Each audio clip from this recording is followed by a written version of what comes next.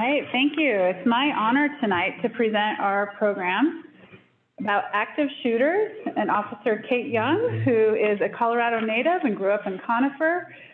She did a program with the Jefferson County Sheriff's Department where she met her husband, and she is the first police officer in her family. She's been with the Denver Police Department for 7 years, and during that time, she's worked as a patrol officer, done homeless outreach, and is now enjoying working with the community as a community resource officer. In her time off, she does enjoy reading mysteries, so even better, so we're glad about that. And she also enjoys spending time with her husband and 2 kids and kayaking. So with that, I welcome Officer Kate Young. Thank you very much.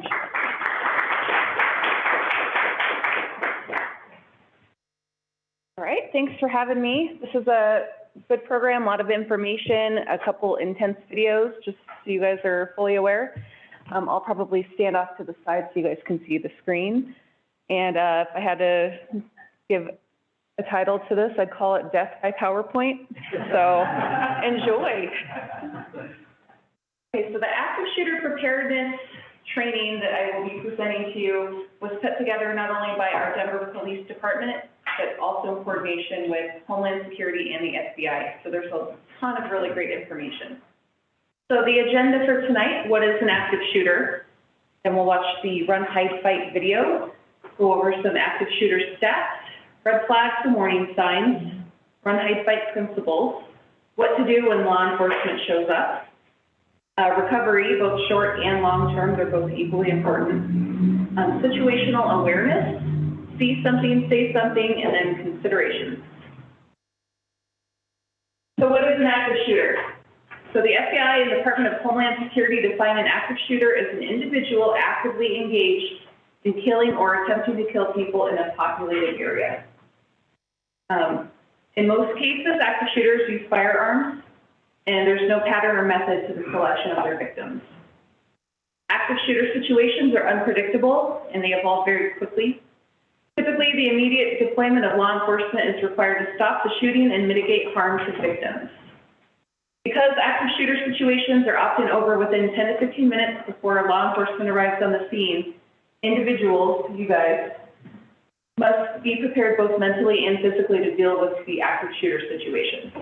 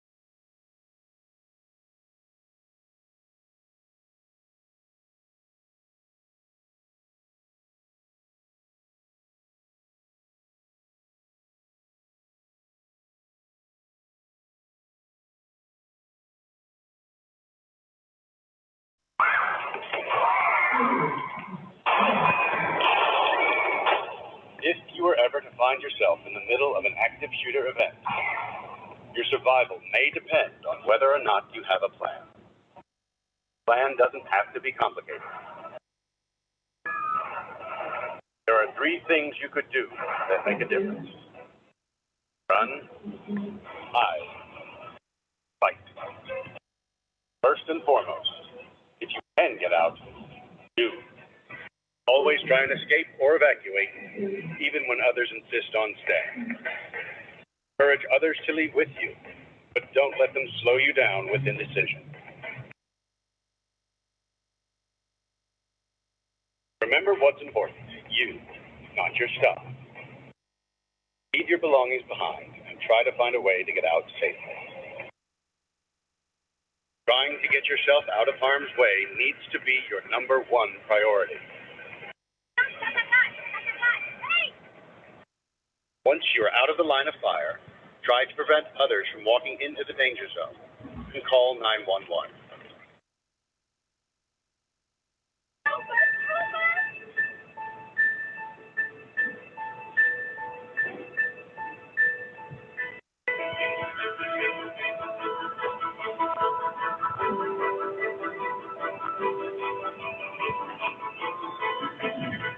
If you can't get out safely, you need to find a place to hide.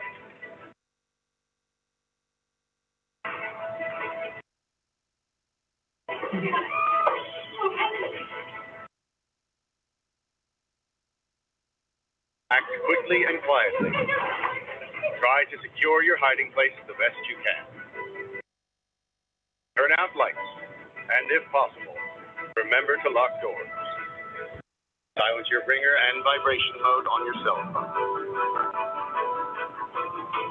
And if you can't find a safe room or closet, try to conceal yourself behind large objects that may protect you. Do your best to remain quiet and calm.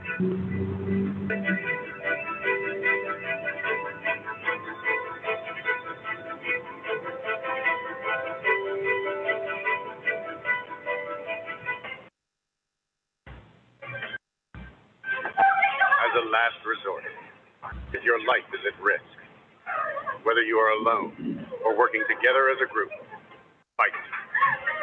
Act with aggression. Improvise weapons. Disarm him. And commit to taking the shooter down, no matter what.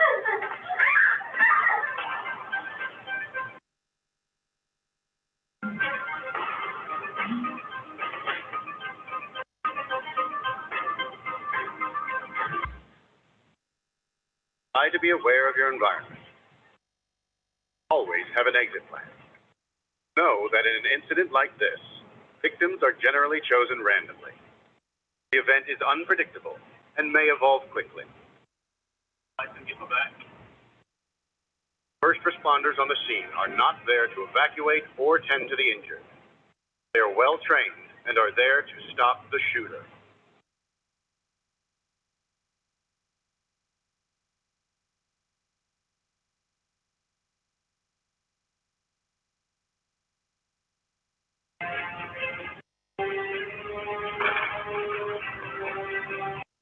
Your actions can make a difference for your safety and survival. Be aware. Prepared. And if you find yourself facing an active shooter, there are 3 key things you need to remember to survive. Run, hide, fight. So a couple important points of this video, since I know the sound was a little dicey. So when there's an active shooter, the 3 options are run, hide, or fight, and you're doing one of those things for your life. So if you're running for your life. You are leaving your purse, your wallet, whatever you have behind, and you are running away from the shooter, not toward the shooter.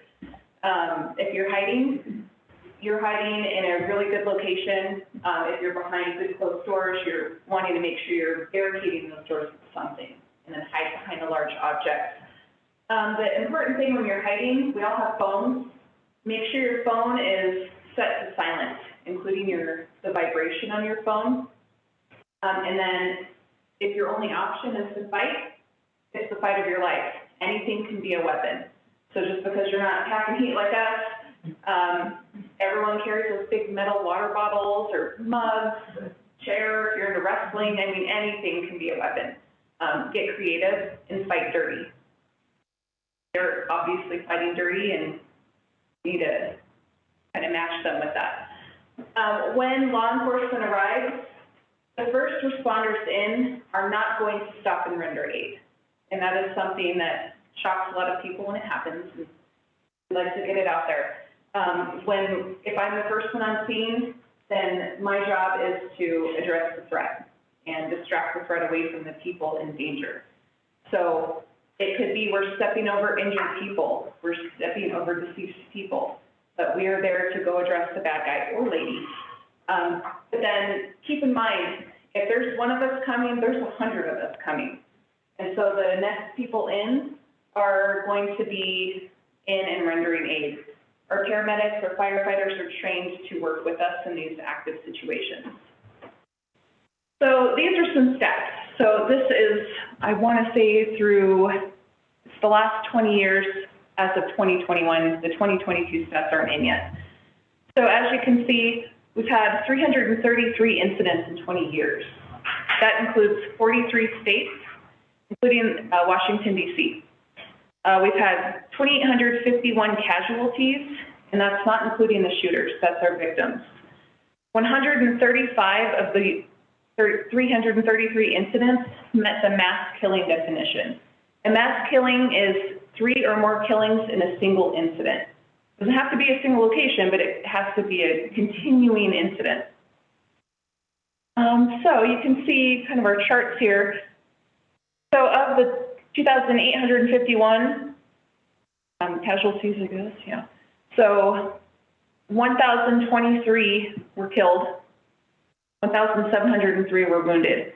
The red are civilians, so wounded civilians, 1,700, killed 1,000. Law enforcement, we had 80 wounded and 29 killed, and then security officers, they're always at a risk because anytime you're in a uniform, you're at that risk. So security, unfortunately, we had 10 killed and 6 wounded. Number of shooters, 345. Of that, 16 wore body armor. Gender, so 332 were male, 13 females. The little pie chart shows that 119 of the shooters committed suicide. Of that, 113 were male, 6 female.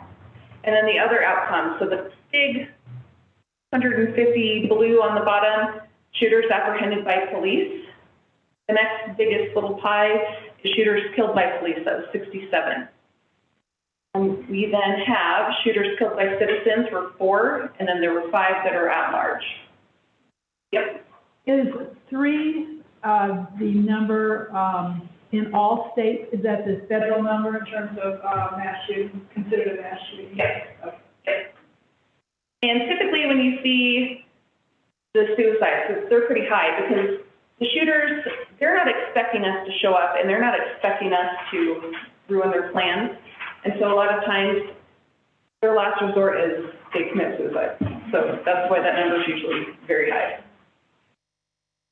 Aren't some of them also planning suicide by cop? Some of them, not all of them, but they didn't have that stat as to who had it planned because they don't all relay that information. Okay, so this is the total active shooter incidence map. As you can see, it's widespread. The few that we are guessing have zeros are mainly because of how departments report situations. I would guarantee that some of those states have some, but they don't all report the same way, or they might not want to get that stat out there. So the stats we have, this is what we are showing. And as you can see, there were 13 in Colorado in the 20 years. The statistics. So active shooters, I wish it was something that is going away, but as you can see, it is a trend that is on the rise. It is here to stay, and that's why we do trainings like this. So in 2017, we had 31 active shooters. In 2018, we had 30. 2019, stayed even with 30. And then 2020, it jumped up to 40. From 2020 to 2021, we saw an increase of 52.5%. So we jumped up to 61. And this could be a lot of reasons, you know, for this. We had COVID. We had all this huge pandemic where, you know, people have lost the resources that they normally had access to. People had a lot of undue stress that they weren't used to. So all of this just kind of adds into that. This is by the numbers, comparing 2020 to 2021, since we had such a huge jump in that number. So 2020, we had 40 active shooter situations in 19 states. 2021, we had 61 in 30 states. 164 were killed in 2020,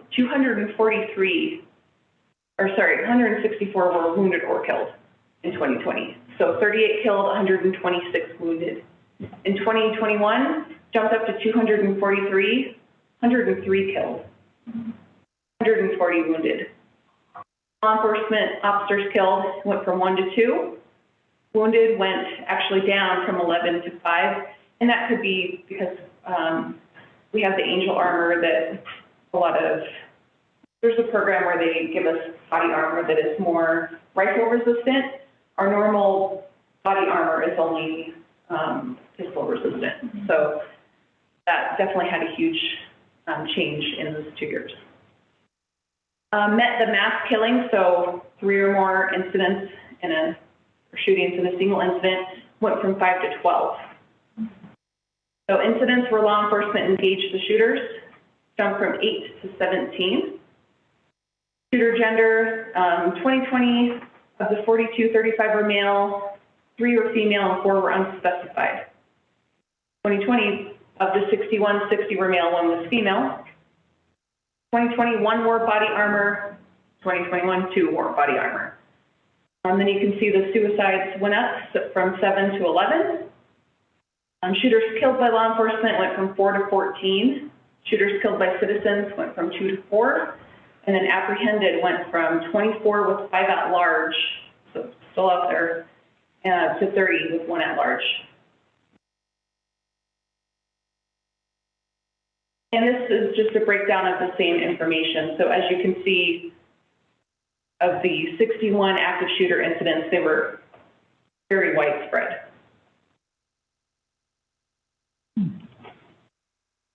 Colorado doesn't look too good, does it? No. No. And I don't know if you guys remember late, I guess it was fall last year, we had what we thought was an active shooter at North High School, or East High School. It was actually a swatting. Somebody called in from an unknown number and said that they were a teacher inside of a classroom and there was an active shooter. And there were very specifically like 28 people dead. And so I can tell you, we had officers in that school within 3 minutes. And I can't even tell you how many cops showed up from everywhere. It was Denver, it was Aurora, we had some Auraria campus guys show up. I mean, it was tremendous. Luckily, it ended up being just a prank, really terrible prank, but it was a mess. Did you figure out who did it? Nope, because there are so many ways to ghost your number and pick a phone number that I don't think that they have figured that out. Technology. All right, so these are some red flags. And of course, nothing is an absolute. This is just some very basic. So as it says, there's no single set of warning signs. Be on the lookout for the following red flags. A notable change in behavior or appearance, especially if it's somebody that's normally very put together and all of a sudden they're very unkempt or have all of a sudden poor hygiene. Clearly something's off. Displays aggressive or threatening behavior, poor decision-making and coping skills, overreaction to changes in policies and procedures. And this is a big one. This is a big reaction to maybe something very small. The next one is also one that we've seen a lot of, writing comments or social media postings endorsing violence. Nurturing a grudge against a peer or supervisor. Hypersensitivity to criticism, if it's outside of the norm. If somebody is always hypersensitive to criticism, not necessarily a red flag, but if it's not usually how they act. Blaming others for problems or paranoia, it's that whole everyone's against me, everyone's out to get me. Explosive outbursts of anger or rage without provocation. Increased use of alcohol and or illegal drugs. Unexplained increase in absenteeism, vague physical complaints. So again, this is not the person that calls out of work or school constantly. This is something it's weird. And they're just always in pain and they can't explain what's wrong with them. Increase in unsolicited comments about firearms or other dangerous weapons, including violent crimes. This is another one that we've seen a lot of. probably tied into the social media because there's so much more out there that people are looking at. Increased talk of problems at home, empathy with individuals committing violence, and struggling with job or academic performance. So if you notice some of these red flags and maybe the hairs on the back of your neck stand up, it's worth mentioning it to someone. It doesn't always have to be police. If it's somebody at work, tell a supervisor or human resources. We've had those calls into us or intelligence unit where we take a clinician out and talk to somebody to check in on them. Just because you're making that call doesn't mean they're going to jail or they're going to a mental institution, but we would rather have something reported and know about it than not know about it when something happens. So, as it says, it's better to overreact and save lives. Here's another video.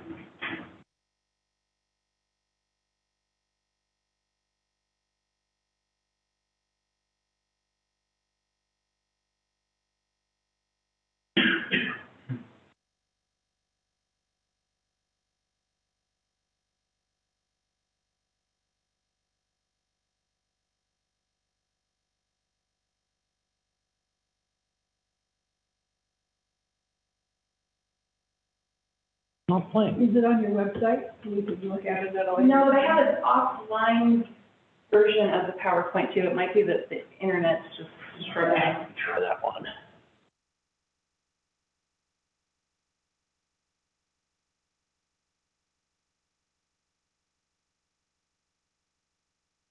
Any questions so far? Any active shooters work? Yes. Really? So one of the slides, in 2020, there were 5 that were at large. And in 2021, there was 1. I'm not sure about 2022. They haven't given us that information yet, but it does happen.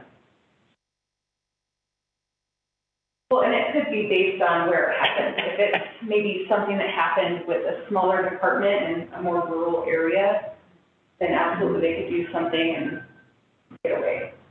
Here in Denver, I mean, there's 1,400 of us within city and county of Denver that are going to be there. Not to mention Greenwood Village, I mean, Aurora, everyone. Have Lakewood and Jefferson show up. Do you do these presentations in the public schools? And if you do, what grade levels? We do not currently. The DPS has their own training that they do, and a lot of our material is more geared toward the adults looking for the behavior, and I think our videos would be too triggering to the kids. But I have 2 kids not in DPS, they're both in Jeffco, but they get something very similar. I was going to ask about the kids, how you approach young children with this information, about freezing them out. So typically they leave that up to like the school counselors because we don't have that specialized kid training. I talked to my kids about it. I was a junior when Columbine happened, and that was our sister school.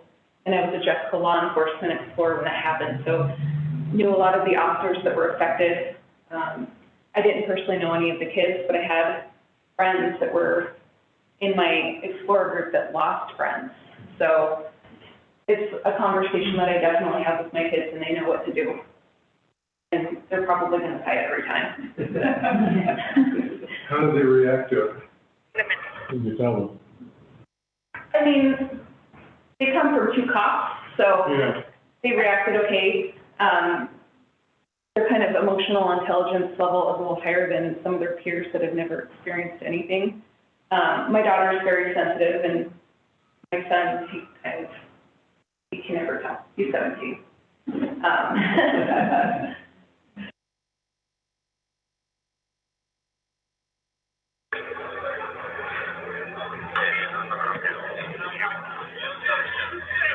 You guys know the sound on this one isn't super important. Everything on the screen.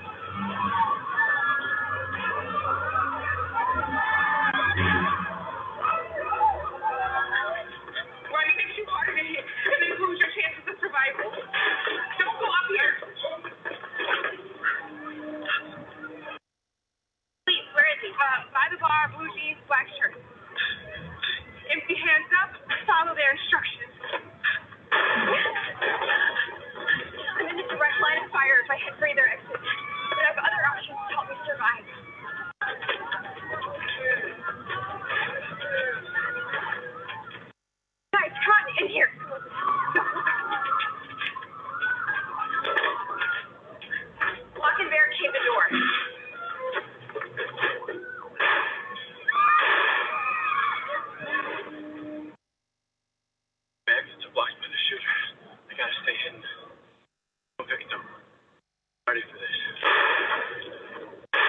Keep applying direct pressure to the wound to stop the bleeding until we can find a tourniquet. Time. Turn off your phone. Make a plan to defend yourself.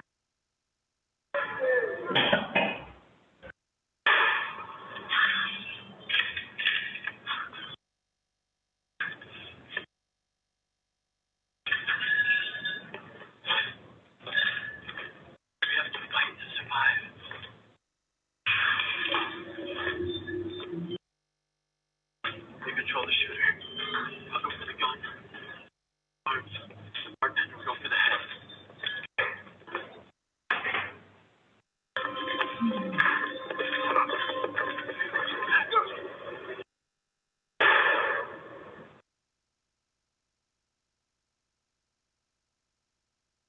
We got him right here. Please, show me your hand. Over here.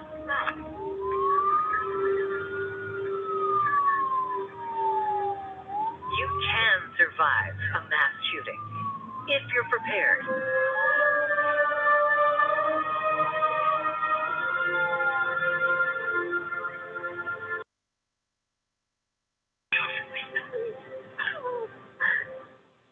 Remember, run, hide, or fight.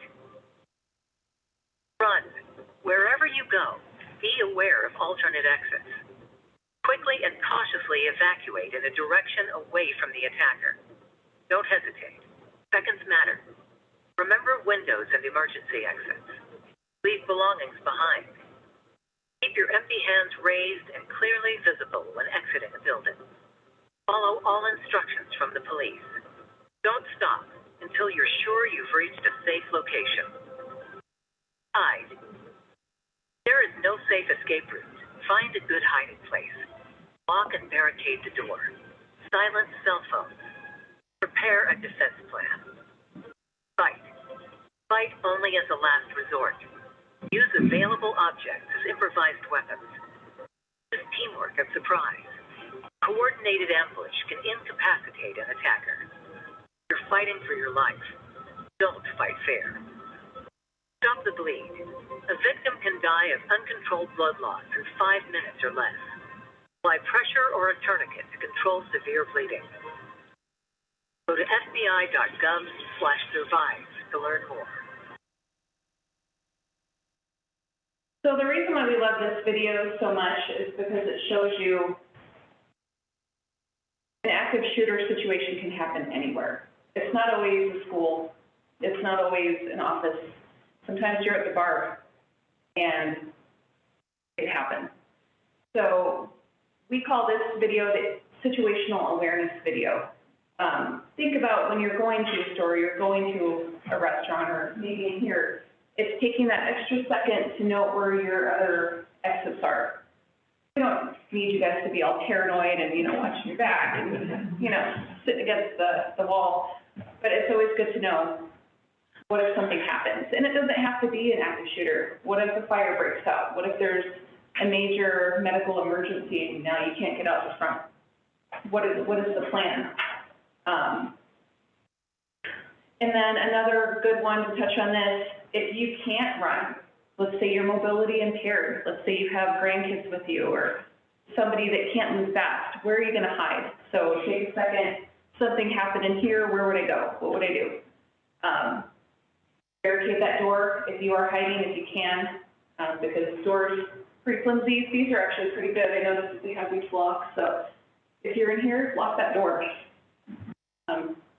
Again, silence the cell phones. One thing that's not in the slide that I wish was is in Denver, the city and county of Denver, you can text 911. I don't know if it works in other jurisdictions, but literally just 911 in your text box, and you can text the dispatchers directly. The key with that is they're not going to be able to ask you the million questions that they normally ask you. So if nothing else, get out your address. It's not like CBI. We're not pinging phones and triangulating. It's not instant. It takes time, it takes subpoenas, and it's a lengthy process. So get your address out. We will figure it out from there.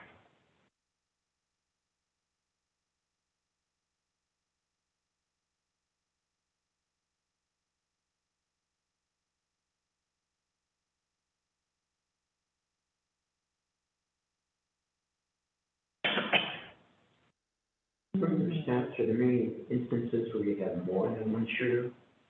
Sometimes like Columbine, there was the two. Recently, I can't think of any that had two, but we never go into there with the mentality that there's just one. So we always just kind of anticipate there's definitely more than one, or even maybe there's a shooter, but maybe there's a secondary device. Today I was actually in Boulder working with the Boulder Search and Rescue team and police, so that's funny, they're your next speaker. And we had an active bombing situation, which is what I'm covering. And it was exactly that. They didn't know if there was a shooter in the building. They didn't know if there was a secondary device. But they went in planning that there was. And there was 3 floors. They didn't know where anything was. So we're all trained in that mentality. Just because you only see the one doesn't mean there's only the one. Let's see, surviving an active shooter, improvised weapons. As I said, anything can be a weapon, just because you don't have a gun. So think outside the box. Like I said, chairs, fire extinguishers are great because you can not only spray them, but you can hit them with it. So that's our favorite. Umbrellas, belts. Belts are good as weapons. They're also good to barricade doors.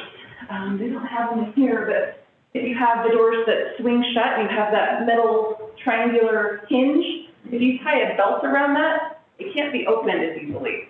So stuff like that I would keep in mind. We actually talk with churches and Jewish facilities about that to make sure those hinges aren't on the inside of classrooms and not the outside, so the bad guy couldn't do the same thing to them. Throw stuff. Throw off their, what we call the OODA loop. You want to throw them off their game. They're not expecting people to fight back. They're definitely not expecting a fire extinguisher to be sprayed at them or coffee to be thrown at them. So throw stuff. Even if it doesn't disable them, it's going to give them that hesitation, and then maybe you guys can pounce, especially if you formulated a plan ahead of time, like in that last bar scene. They had a plan. I'm going to go for the gun, he's going to go for the body, and he's going to hit him on the head. So just something very simple like that. And as it says, once the shooter's disoriented, rush them and take them down. So stop the bleed, only when it's safe. If you're somewhere safe and you are able to consider first aid, please do so. In most cases, you guys are the first responders. You're going to get there before us because you're in the moment.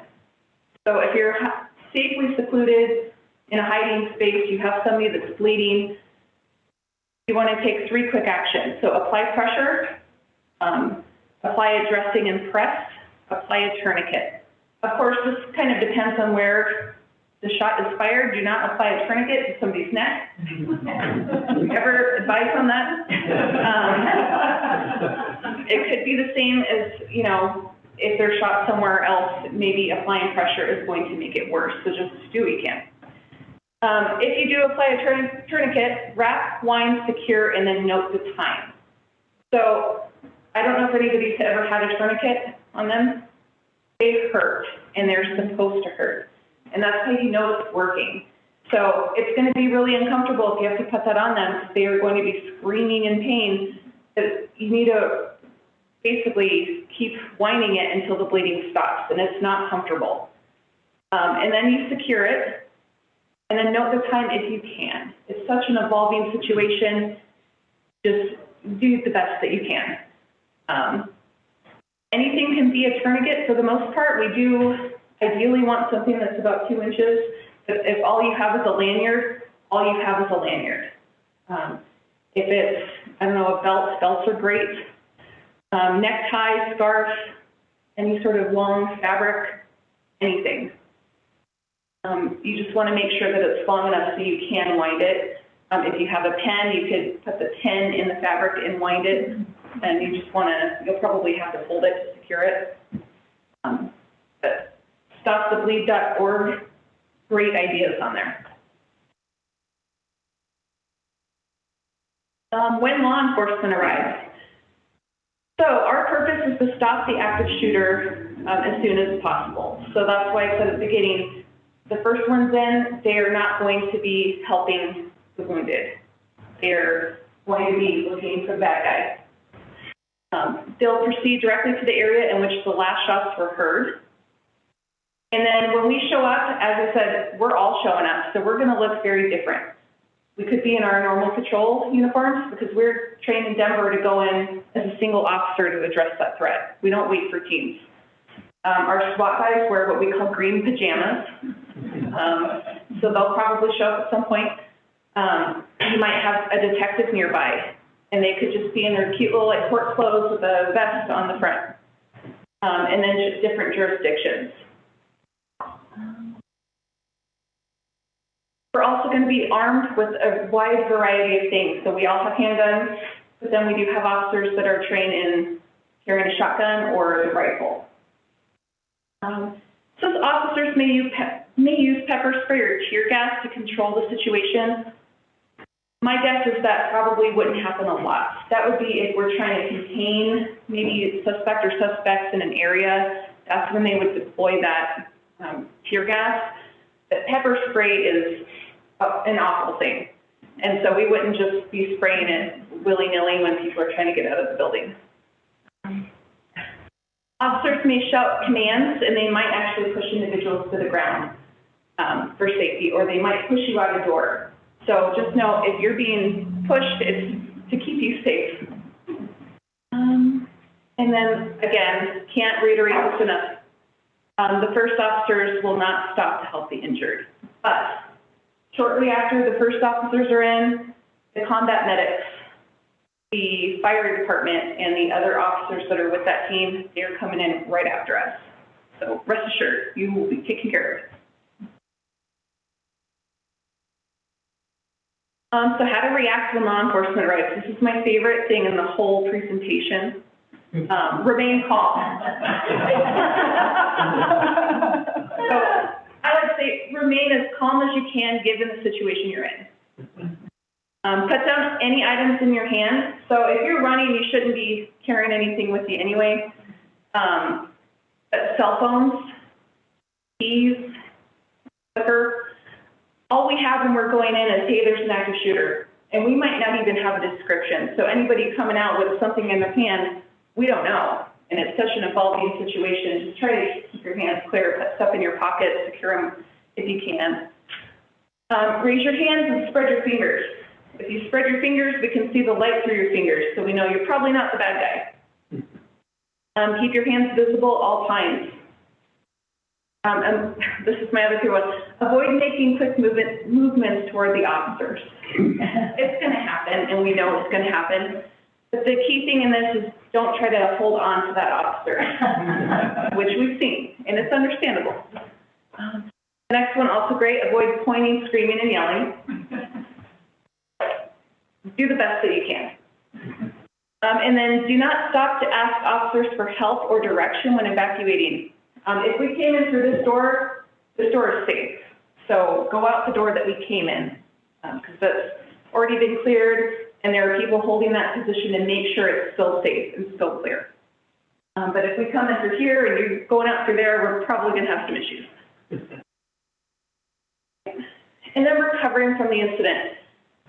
So preparing for the incident is important. We do what are called mental scenarios. We learn that in the police academy. We do it in our training and when we're out of training, when we're on our way to the call, just to think of, if this happens, then what? If that happens, then what? So this is your version of that, so very important. But the aftermath, also very, very important. So recovery is in two phases. We have the short term, which is immediate on the scene, and then we have the long term, which could last years.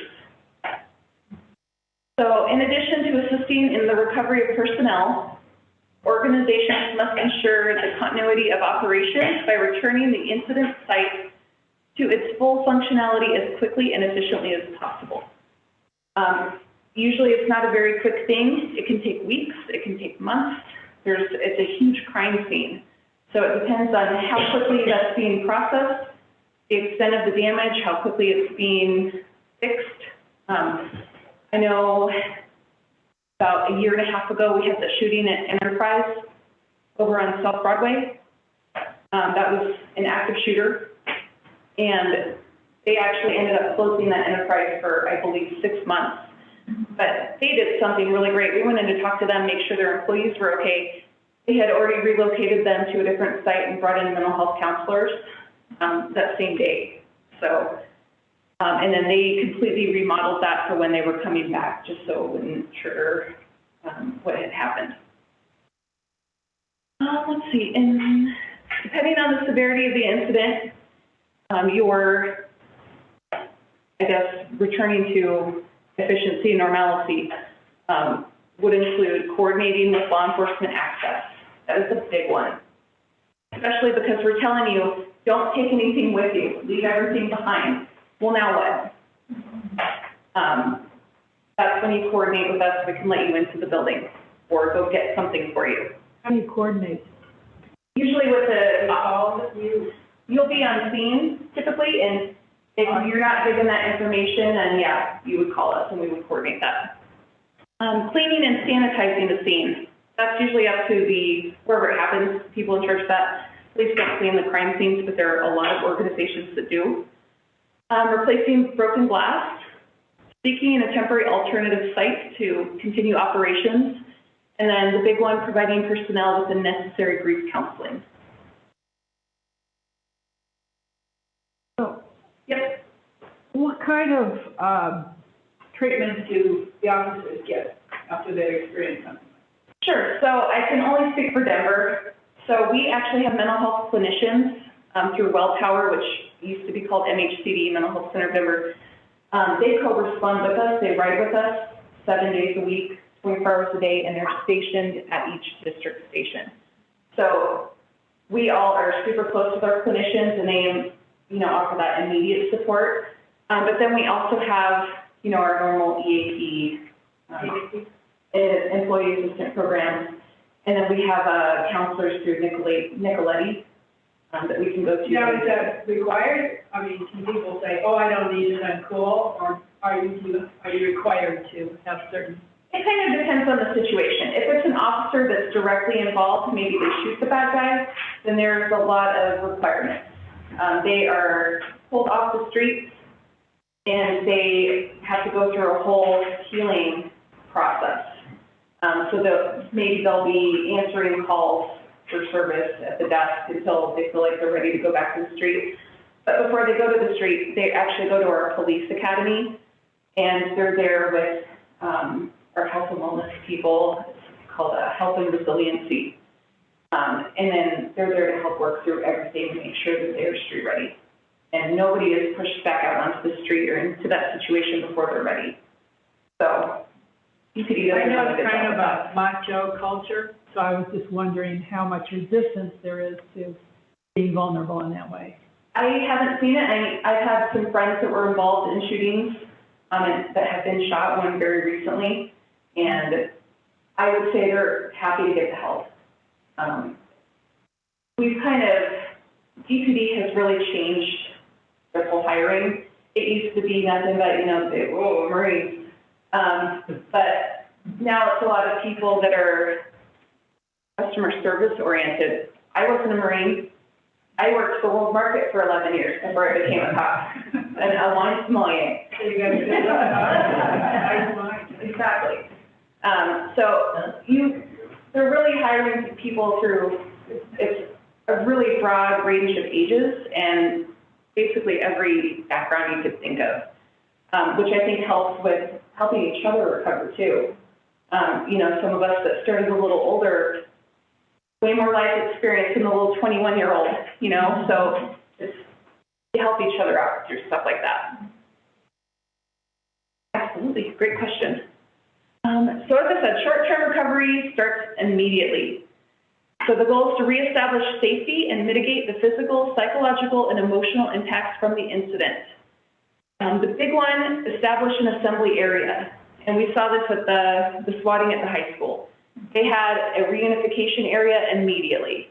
Everybody knew where that was, and it was relayed to the parents. So not only does that aid in the reunification, it also gathers all your evacuees in one spot so you're not looking all over Spear Boulevard for, 100 people. So provide immediate crisis support. This is a big one. As I said, we have clinicians that ride with us, and so they'll be at that scene, and they will be offering that immediate assistance. We also have our victim advocates. They will be there. They will be there to offer ongoing support as well.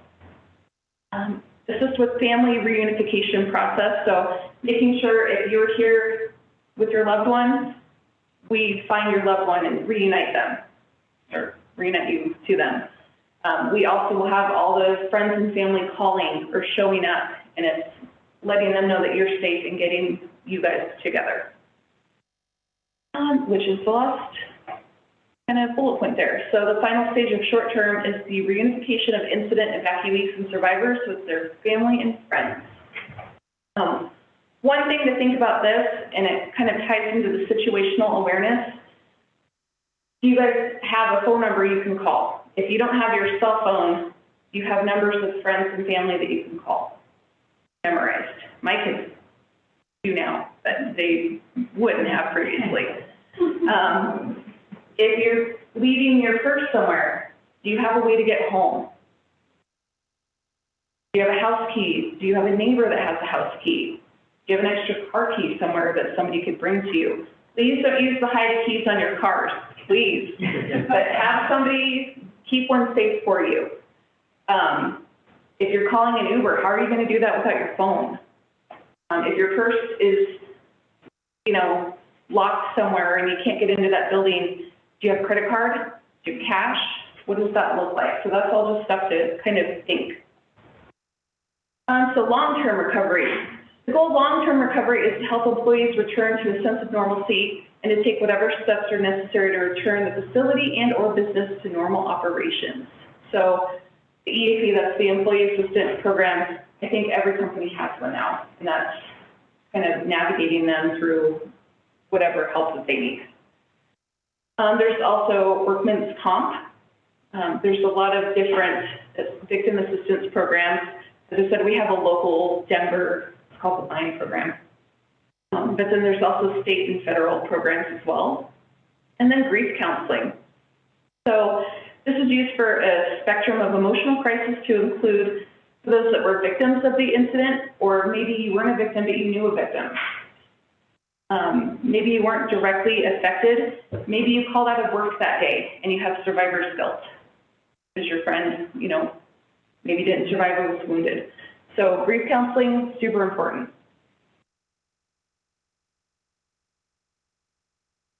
Situational awareness, we've said this a lot tonight, and it's just common sense, being aware of your surroundings. So although active shooters or other types of emergencies are rare, they happen, and as you saw in the beginning, they're happening with more frequency and to a larger scale. Having a plan can be the difference between life or death. Whether attending a mass gathering, shopping at the mall, eating at a restaurant, have a plan. Take a few seconds to scan for exits, escape routes, and other places that might provide protection. Taking time to pre-plan can help shorten your reaction time. A lot of times if somebody hasn't thought about something ahead of time, they'll just freeze. We have to fight, flight, freeze. You don't want to be the frozen person in the middle. So survival is tied to action, absolutely. All right, and then this is the old school, if you see something, say something. It's just a quick video.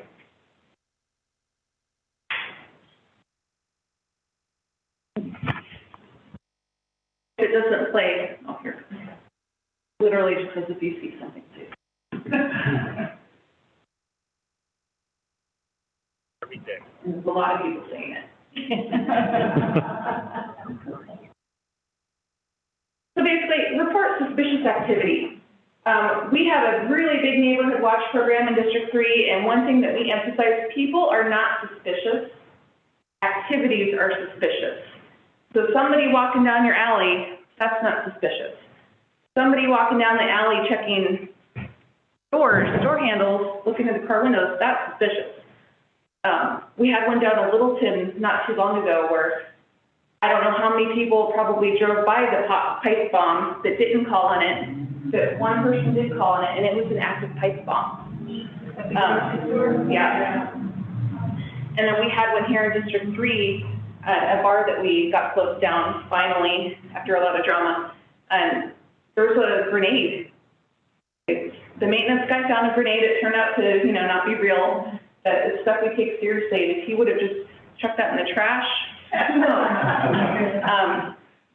If you see something that's weird, that's suspicious, call it in. As I said, we'd rather know about it and it be nothing than not know about it and then something crazy happens.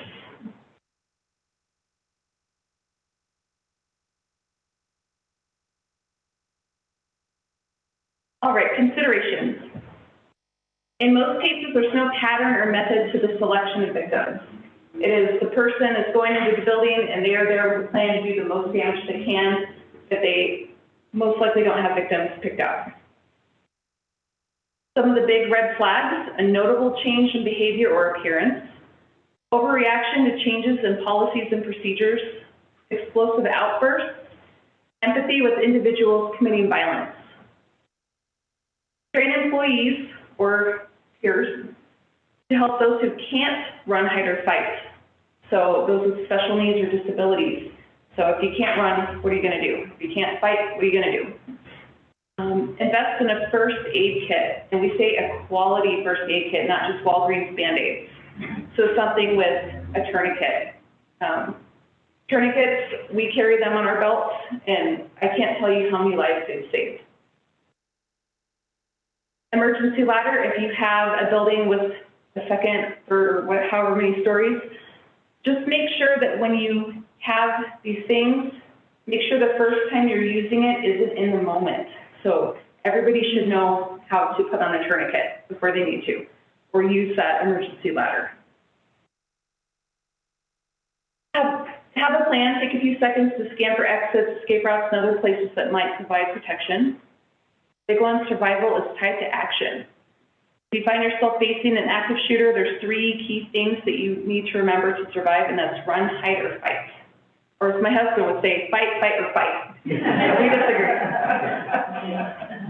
All right, and I think that's the last slide. So, yeah.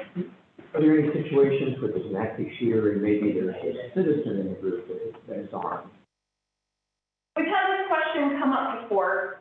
I would say if you have your concealed weapons permit, just make sure that when we arrive, you're not holding a gun. We saw this in our data, right? Yeah. So the citizen took out the bad guy, but then unfortunately, citizen picked up the bad guy's gun. And, the cops coming in, all they have is there's a man with a machine gun, and he's holding it. And so they just, assume he's the bad guy and they're mitigating that threat. So if you have a weapon, you take care of business, make sure you holster your weapon, hands up. Don't try to secure or clear a weapon or do anything like that, just leave it. You can always, leave it, stand next to it, hands up. And just say, hey, that's the shooter, this is his gun. But just make sure we can see that light through your fingers. What happens when there's actually something happening when police show up? It kind of depends on how we show up. If it's, are we talking like inside, outside, whatever it is, we're going into that gunfight. That's our job. So we pull up and we don't wait for other officers to show up if it's actively happening right then and there. Right. And I can't speak to their training, but I can tell you in Denver, it's something we take very seriously, and that's why we have the single officer response training program. So we're not standing outside of the door. I can tell you, just with kids, that I don't know how they did that. And see them on their phone and videos, absurd. So we get a lot of training. I was wondering if anybody is working on a profile for likely active people who might become active shooters. I mean, there's been so many incidents at this point. I'm wondering if there's, if anybody's working on a profile. I'm sure there's people that are paid way more than me that have that. But I can tell you, we have in Denver, we have an intelligence unit, and when people report on that suspicious behavior or maybe suspicious social media postings, we go out as patrol officers and take that report or document that and then route it to our intel unit. Or sometimes citizens will report it a different way, maybe through our clinicians. And our clinicians will do a lot of follow-ups too, of course, with us. Our intelligence unit, if there's something that they think might happen, then of course they're going to make sure that that's handled as soon as possible. Maybe it's a knock and talk with officers, maybe it's serving a temporary emergency restraining order that's revoked, and that's like the red flag law where we're taking the guns. Maybe it's something else. It just kind of depends on the situation, but I don't know about a singular profile that's kind of blanket. I just wondered if, you hear a lot about profiling.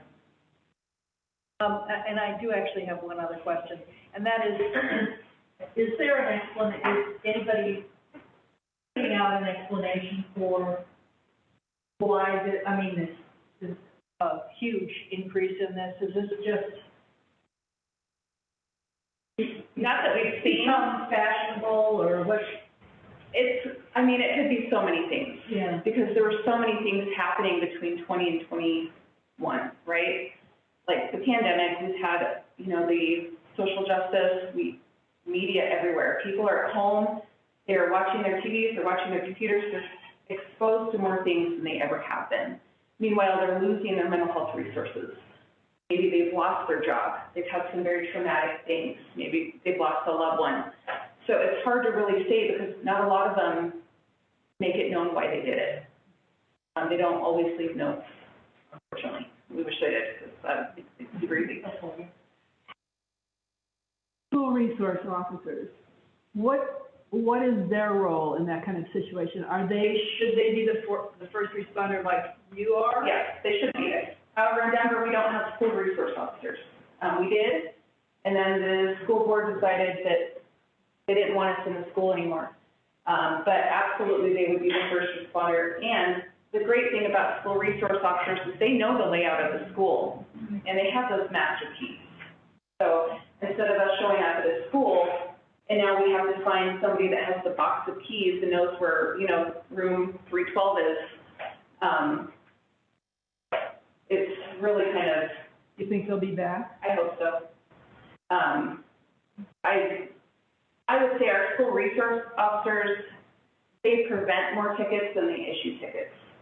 A lot of times they can really kind of squash things there and then and there instead of, we don't take kids to jail, let's fight. So hopefully. Any other questions, folks? It's going to be my easiest Q&A session ever. This is fantastic. Is there somewhere where we can access the slides at a later date? Not currently. Okay. Just they've only given us the flash drive, and I think because the data is so ever-changing, there's nothing they will put together. Okay. Any questions from our Zoomers? Great presentation. Anything in the chat? Anything in chat? Yeah, I have a question. Go ahead. I have a question. Is Officer Young willing to answer questions by email if we have questions when we're doing our writing? I could sure try. Yes, yes. Hopefully. If I can't find an answer, I'll try to find somebody that can. Thank you. Thank you.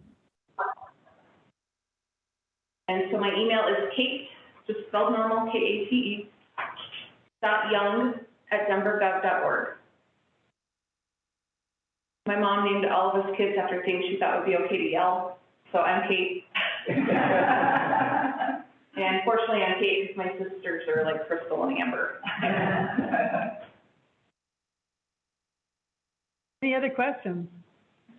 I think that's it for the evening. Thank you so much. Thanks for having me.